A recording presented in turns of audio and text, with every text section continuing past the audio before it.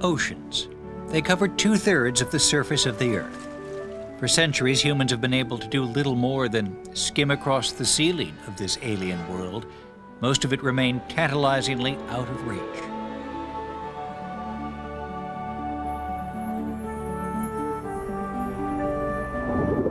The creatures of the deep were shrouded in mystery, surrounded by myths of lost cities, mermaids, and monsters.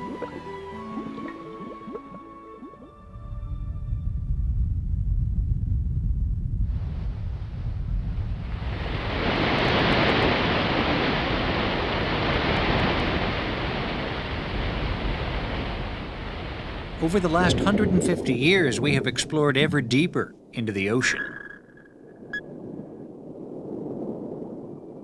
Since then, our knowledge of this hidden world has been steadily rising.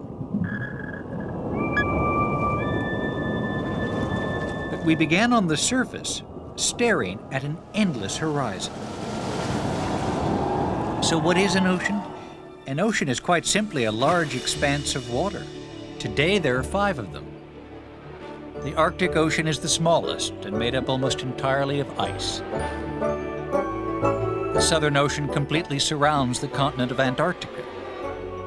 Next is the Indian Ocean, with the warmest sea on Earth. The Atlantic is so big, it would cover the continents of Africa and Europe and still have room to spare. But even this is dwarfed by the largest ocean of all, the Pacific. It covers 1/3 of the globe. Parts of it are 35,000 feet deep. That's 29 Empire State Buildings piled up. In ancient times, people had little idea about the huge scale of the oceans.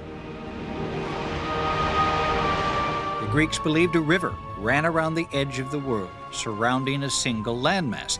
They called the river Ocean. From earliest times, people thought the Earth was flat, and that if they traveled too far, they would be dragged over the edge by a huge waterfall.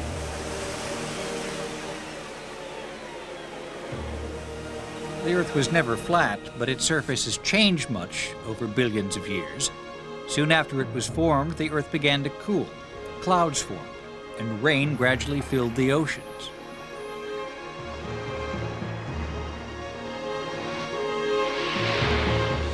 Much later, land formed into a single continent called Pangaea, surrounded by one vast ocean called Panthalassa, meaning all sea. Ever since, the rocks of the Earth's crust have been shifting to produce the continents as we know them today, and the oceans have formed between them. Under the waves, the Earth is still restless. Deep beneath the Atlantic, hidden under 2 miles of water, molten rock bubbles out of the ground.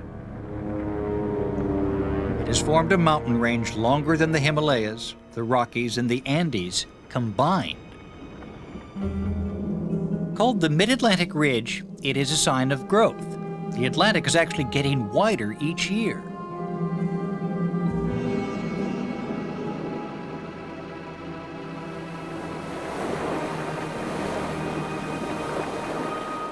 It may be a slow process, but it all adds up. If Christopher Columbus made his voyage today, he'd find the ocean stretched further by a whole ship's length.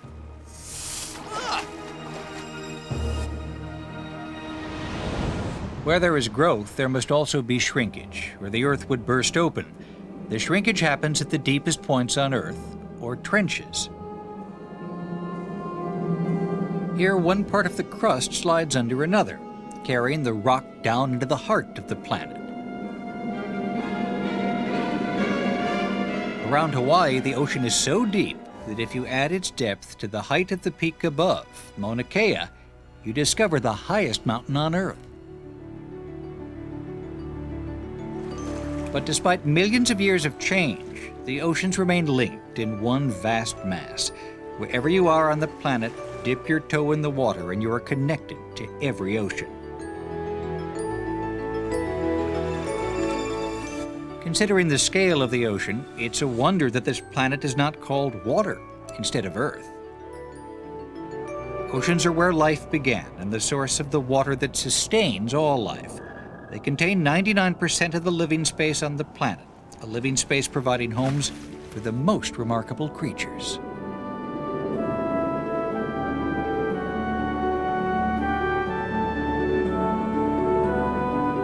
There's a huge variety of life in the ocean, many more groups of animals than on land.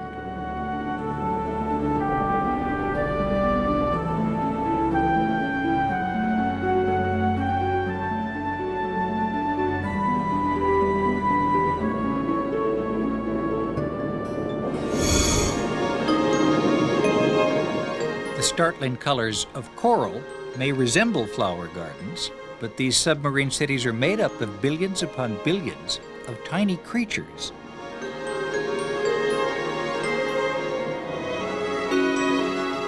Although they are small, coral have created the largest structure on the planet made by living things, Australia's Great Barrier Reef.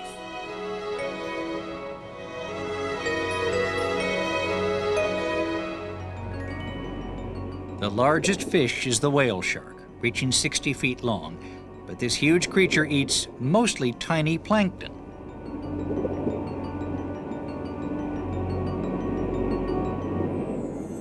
And some smaller fish join forces to create an impression of size. These shoals contain tens of thousands of fish, all swimming together to confuse predators.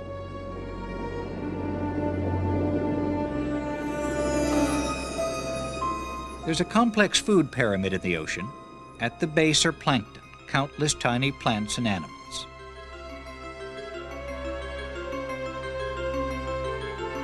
These are in turn eaten by thousands of fish, which may provide a meal for a single whale, the largest creatures on Earth.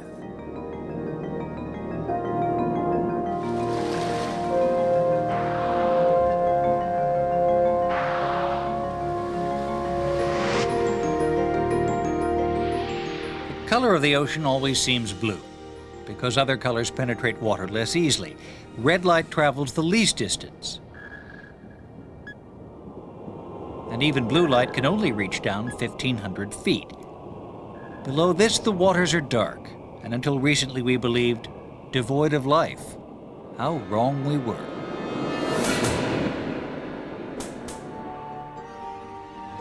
Like light, we were excluded from the depths, and for centuries the oceans were a barrier to exploration, even on the surface.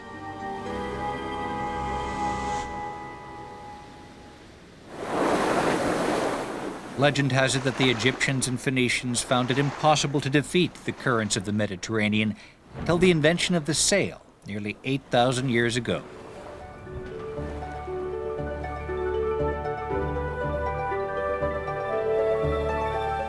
In ancient times, the power of the oceans was attributed to gods, like the Greek Poseidon, who rode in a carriage drawn by dolphins.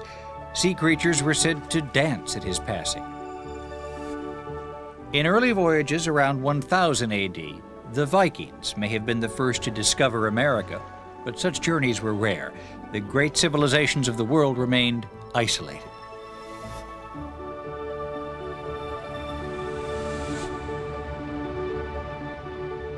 For early civilizations, maps were virtually useless, although by the time of Ptolemy, the Greeks had changed their thinking. Instead of a central landmass, his map shows the ocean completely surrounded by land. By 1519, the map of the world began to resemble the picture we have now. In that year, Magellan set off on his 3-year voyage, the first circumnavigation of the globe, which proved at last that all the oceans were joined. Early explorations were fueled by trade. Huge profits could be made by transporting exotic goods and spices, with ships able to carry far more than any land transport. Even today, 95% of world trade still travels by sea.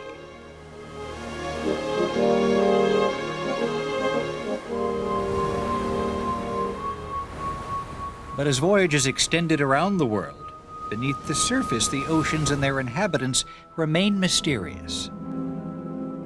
Sailors turned sea creatures into monsters, with tall tales of huge beasts with names like the Kraken and Hydra. Our understanding of ocean chemistry was also rather shallow. For centuries, people believed a thin layer of salt water rested on top of a mass of fresh water. In the 1660s, scientists finally analyzed samples from the deep ocean and concluded that all the water in the ocean is salty. There is so much salt that if you could extract all of it from the ocean, it would cover every bit of land to a depth of 5 feet. We'd all be up to our necks. Saltiness varies throughout the oceans, and the more salt, the more buoyant the water. As people on the Dead Sea, the saltiest sea on Earth, can attest.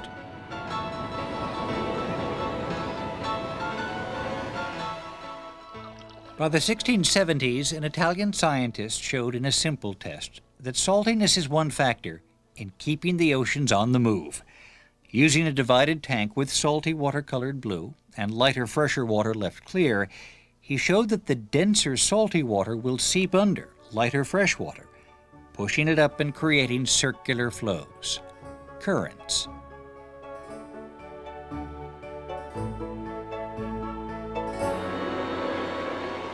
Many animals hitch rides on ocean currents.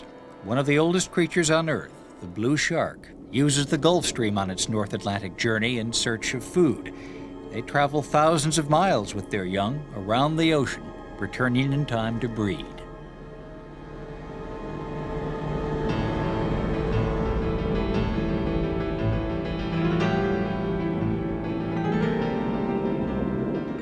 Currents present a problem to plants and creatures that want to stay still.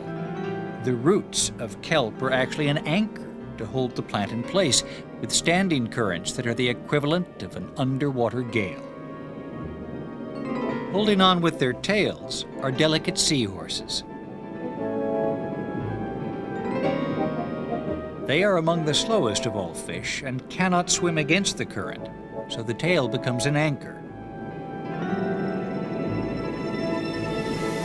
At his desk in Washington in the 1840s, Matthew Fontaine Maury also liked to stay put.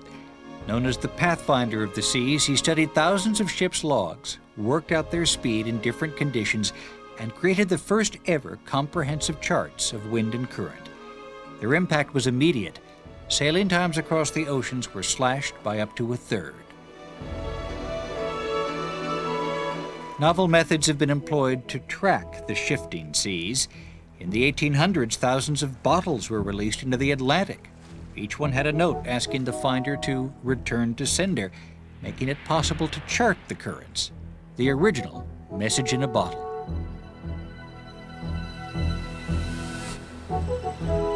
A clue to the direction of the currents exists in the drain of every wash basin in the world. North of the equator, the water disappears in a clockwise direction. Travel through an imaginary pipe to the southern hemisphere, and you'll find the same spiral appears to move counterclockwise. The same is true of the ocean currents because it's the spin of the Earth that determines the water's movement.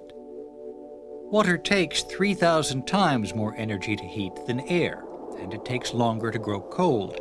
So water stays warm even as it flows to the poles, smoothing out temperature differences like a global thermostat. Where hot and cold air meet, terrible storms may develop, unleashing the mighty force of the ocean. The highest wave ever recorded was 1.5 times the height of Niagara Falls. In the 19th century, we discovered that it's the wave that moves, not the water. An object floating in open sea will move in a circle back to its original position as a wave passes. It's a different matter, of course, at the shore, that area repeatedly covered and uncovered by the tides.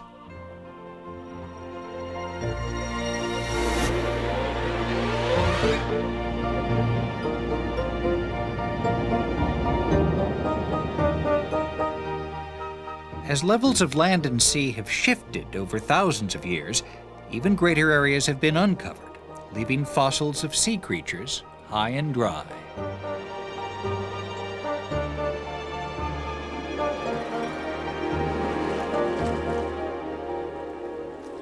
And cities flooded, like Atlantis, the legendary city forever hidden in the water.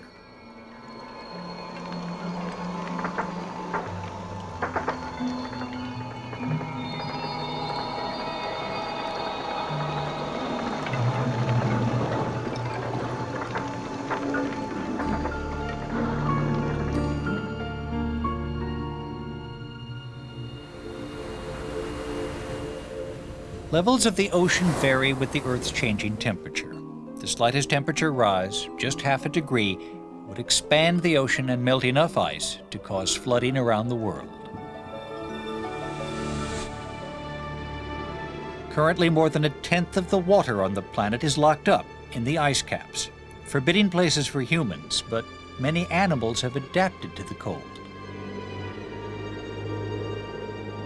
The Weddell seal is the most southerly mammal, thriving in the Antarctic freezer. In the winter, it spends most of its time submerged because the water below the ice stays warmer than the air above.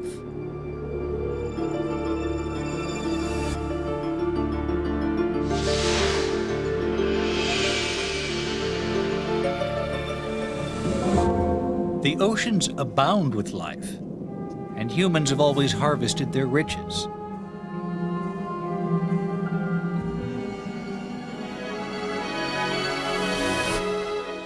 For centuries, fishermen relied on luck as much as skill in finding the best catch. Eventually, they learnt the habits of ocean creatures. Dolphin often swim above tuna, so humans tagged along to find their catch. But for years, they would accidentally kill the dolphin as well as the tuna.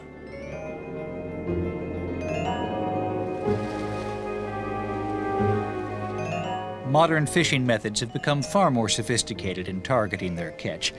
They are now so effective that in some areas they threaten to fish the oceans clean.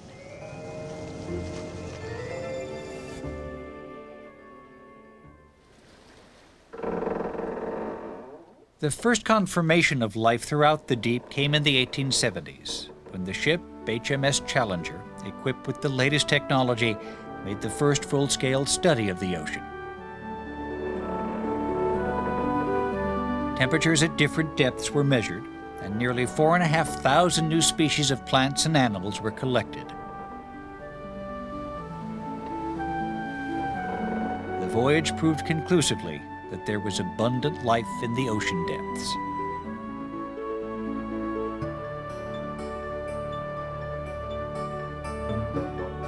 To find their position at sea, early sailors relied on measuring latitude from the stars, using a sextant, and longitude from the sun's altitude at certain times of the day. But knowing the time at sea was an inexact science. In the 18th century, clocks used pendulums, and the motion of a ship made these very unreliable. It was only with the invention of the chronometer that the problem of longitude was conquered. The pendulum was replaced by an escapement wheel, and as a byproduct, the world gained a more accurate watch. Early efforts to measure depth relied on a cannonball and rope, hardly accurate when the line itself was heavy enough to keep playing out even after the shot hit bottom. A real case of how long is a piece of string. Today, depth is measured by sonar, like the echolocation used by dolphins. The oceans can be very noisy. The shrimp clicks with such frequency that it creates its very own sonar static. Sound travels 5 times further in water than in air, very effective for keeping in touch. The humpback whale's mating call is believed to be the acoustic equivalent of the peacock's tail, announcing the presence of a male to the females.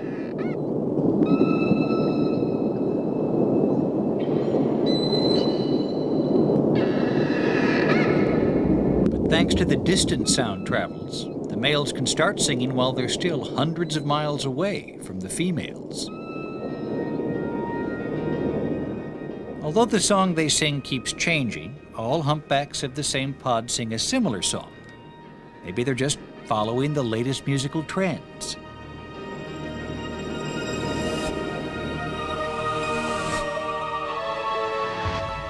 No one, however, seems able to fathom the mysteries of the Bermuda Triangle. In this corner of the Atlantic Ocean, strange things happen to instruments. Whales lose their sense of direction, and there have been over 140 cases in which boats and aircraft have just vanished. There are just as many theories about where they have all gone. Some suggest they've traveled in time.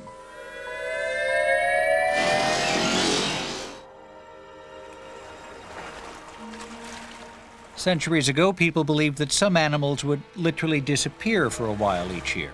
A phenomenon we know today as migration. Turtles are among the greatest voyagers. Leatherbacks follow the currents and their food, jellyfish, thousands of miles from the West Indies, past Europe, and up to the Arctic. Humans have used the oceans to migrate too. Among the earliest were the Polynesians, who crisscrossed the Pacific, visiting every island, big or small, except, it seems, Australia. More recently, hundreds of thousands of Europeans crossed the Atlantic to America. This route gave rise to a famous ocean race, the Blue Ribbon, awarded for the fastest crossing.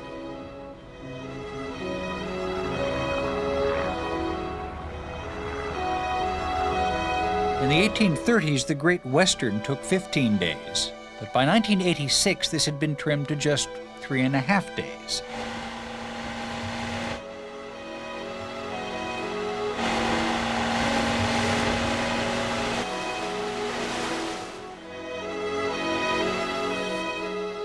Nautical speed has always been measured in knots, because sailors would count the knots in a rope as it passed through their hands into the water from a ship, as the sand in a timer ran out. For humans to explore the deep ocean, they needed a protective shell. One of the first was Halley's diving bell, dating back to 1690. A wooden cask with an open bottom, it allowed scientists to descend in their own air bubble and study life to a depth of just 60 feet. In the 1830s, Augustus Zeber's hard helmeted divers, looking more like astronauts than sailors, could go down to 200 feet, limited by the umbilical link to a ship above. Exploration in the 19th century prompted authors to dust off tales of underwater adventure, beasts, and monsters. Jules Verne and H.G. Wells set a fashion that filmmakers would be eager to follow, doing their best to recreate the drama of the deep.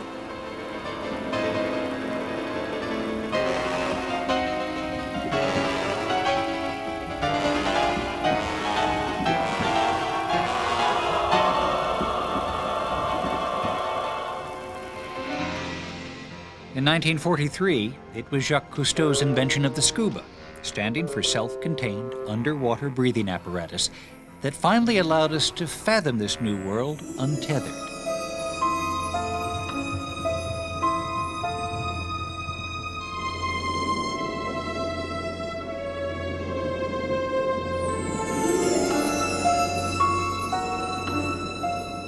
But the first scuba dives only got us to a depth of 160 feet.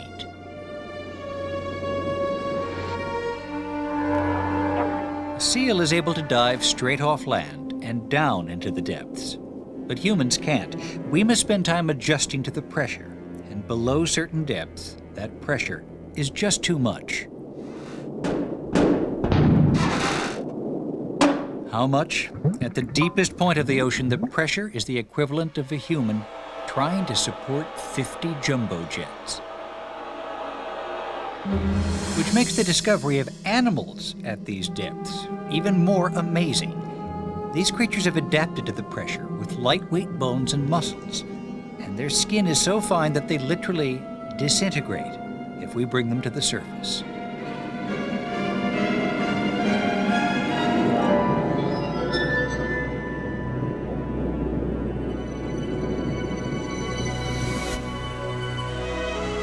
In the 1930s, two Americans, Beebe and Barton, set a new record for deep-sea diving, protected from the pressure in a bathysphere, named for the Greek words for deep ball.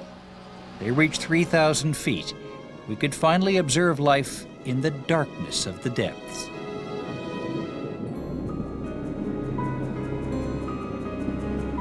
The deeper we went, the more we discovered. Cut off from any glimmer of sunlight, down here, most creatures are able to make their own light, perhaps to dazzle predators or act as camouflage.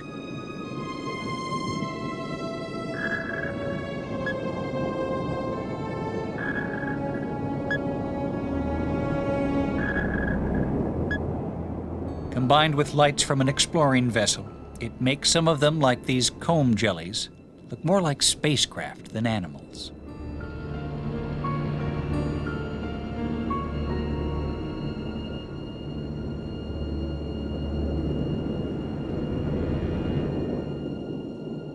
And strangely enough, we knew the distance to the moon years before we knew the depth of the ocean. It took a scientist from landlocked Switzerland to invent a craft capable of reaching the deepest point on Earth, a depth of over 35,000 feet. In 1960, Auguste Piccard's vessel, the Trieste, reached the bottom of the Marianas Trench in the Pacific. It's like going down more than 3,000 floors in an elevator. And here in 1977, in the depths of our planet lurked a surprise, a challenge to our understanding of biology. Life evolving without light. Somehow bacteria were living on hydrogen sulfide gas emitted by deep sea vents, and that bacteria became food for other creatures. Photosynthesis had a rival, chemosynthesis. We may have finally reached the deepest point on Earth, but only 1/20th of the ocean floor has been mapped. There may be millions of new species in the regions that remain hidden. But such findings will have to await some future journey. We are only visitors to this world, and in returning to our world, we can be sure of only one thing. Our knowledge of the deep is still little more than a drop in the ocean.